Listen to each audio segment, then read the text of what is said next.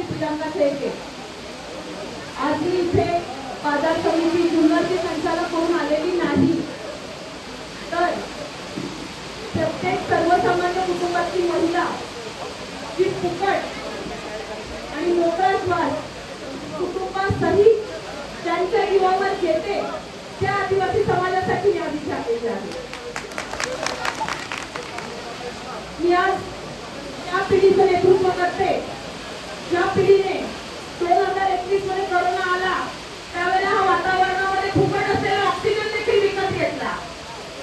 त्यामुळे इथे कोणताही पदाधिकारी आज आपल्यामध्ये उपस्थित सध्या तरी नाही असं मी मानते आणि मी तुमच्यातलीच एक आहे.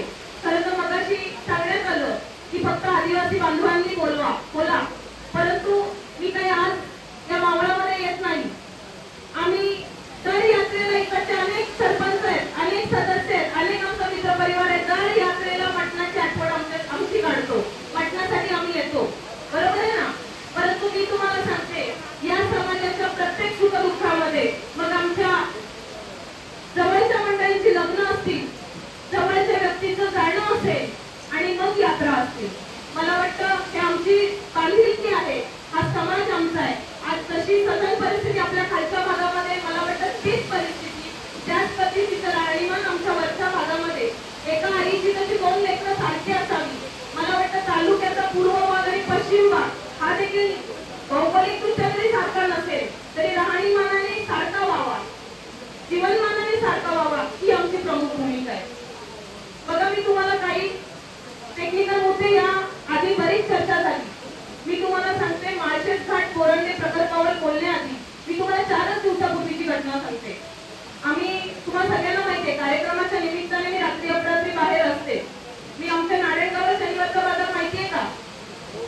शनिवारच्या बाजारातून आम्ही दोघं येत होतो गाडीतून आणि एक जोडपं चालत चाललेलं होतं.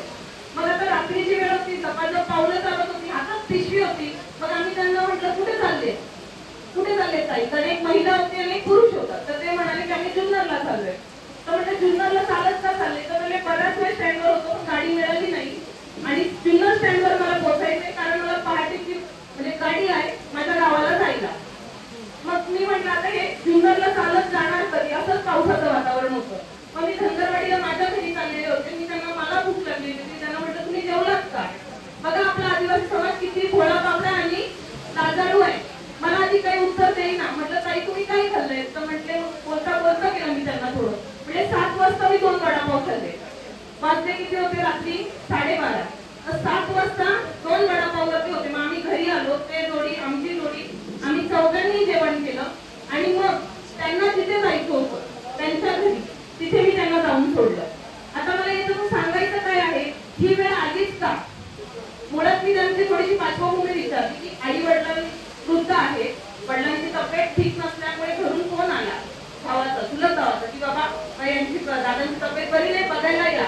मग त्यांनी त्या दिवसाचं कामकाज आटपलं. 2 मुलं कुठे आहेत माहिती का? त्यांची आश्रम शाळेमध्ये मुलं शिकायला, एक मुलगा एक मुलगी आश्रम शाळेत शिकायला, वृद्ध आई वडील घरी. मग बघा, जर आपल्या तालुक्यामध्ये हक्काची रेल्वे असती तर मला सांगा, ही मंडळी जी मोकळ्या वातावरणात राहणारी आहे ती पत्र्याच्या घरात राहायला गेली असती का हो? 4-5 हजाराचं भाडं देऊन पत्र्याच्या घरामध्ये आपल्याला राहावं लागतं. हा आपल्या तालुक्याचा विकास आहे का? तर निश्चित नाहीये. आणि म्हणून मला वाटतं की अशा लोकांसाठी आपण काम करायला पाहिजे, अशा आपल्या दुर्बल समाजासाठी काम आपण केलं पाहिजे आणि म्हणून ही आधी ठेवली आहे. त्याच्यानंतर मी तुम्हाला सांगते, माळशेज घाट कोरंडेच्या विषयी बोलण्यापूर्वी पुन्हा एकदा सांगते, माळशेज घाट उतरल्यानंतर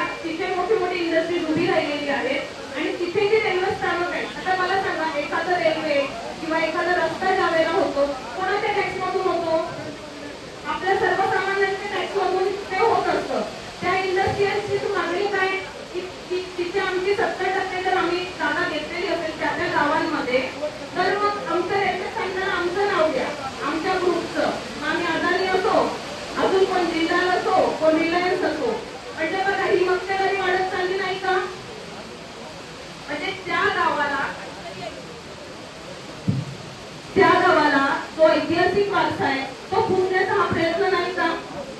आहे का नाहीये? आणि मला सांगा, आपल्या या जुन्नर तालुक्याची ओळख मुळात शिवजन्मभूमी आहे, शिवनेरी किल्ला आहे, चावडचा किल्ला आहे, नाणेघाट आहे, की ज्याच्यामध्ये इतिहासाचा आपल्याला शोध किंवा आपला उगम कुठून आहे, आपली भाषा, आपल्या भाषेची निर्मिती मुळात कुठून आहे याचा जिथे उगम होतो तो इतिहास पुसण्याचा हा प्रयत्न नाही का? ज्यावेळेला इकडची थोडी थोडी करून जमीन एक्वायर केली जाईल, मला सांगा मग उद्या आपल्या ह्या सगळ्या गडकोट किल्ल्यांना नामांतरण व्हायला वेळ लागेल का? तर खूप गोष्टी आहेत बघा. हा माळशेजघाट पोरंडे हा जो पण स्टोरेज प्रकल्प आहे याच्यातून जी वीज निर्मिती केली जाणार आहे तर ते काळू नदीचं पाणी वापरलं जाणार आहे. आता हे पाणी मुळात आपल्याला माहिती आहे इथे जुलैमध्ये देखील मावळपट्ट्यामध्ये अशी अनेक गाव आहेत की जिथे पाण्याचे टँकर आपल्याला प्रशासनाला पुरवावे लागतात. म्हणजे पाणी आपल्याला पिण्यासाठी उपलब्ध नाही. आपल्याला जी रेल्वे हक्काची आली तर इथे पर्यटनाच्या दृष्टीने आपला समृद्ध तालुका आहे. कधी जुन्नरला गेल्यानंतर जुन्नर ते आज इथपर्यंत अंजनावळेपर्यंत येण्यासाठी जो रस्ते आहेत ते आहेत का?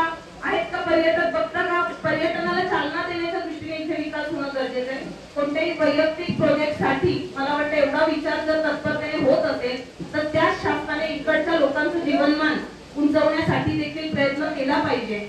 या प्रोजेक्टला खरा विरोध करण्याचं कारण एवढंच आहे की या प्रोजेक्टमुळे आपलं जल असेल, आपलं जमिनीचं असेल आणि आपल्या वनाचं असेल, सगळ्या पद्धतीचं प्रदूषण हे अटळ आहे. आणि म्हणून पुन्हा एकदा मला असं वाटतं की आपल्याला जो अवेलेबल असणारा ऑक्सिजन आपल्याला विकत घ्यायचा नसेल, आपलं जर आज इथे अनेक मला वाटतं नंदुरबार, पेड, उस्मानाबाद वरून देखील शिकलेली मंडळी जी कामाच्या निमित्ताने बाहेर ती देखील मंडळी आज इथे आलेली आहेत. कारण कितीही आपण म्हटलं तरी मुख्य प्रवाहामध्ये आपल्याला समाविष्ट केलं जात नाही.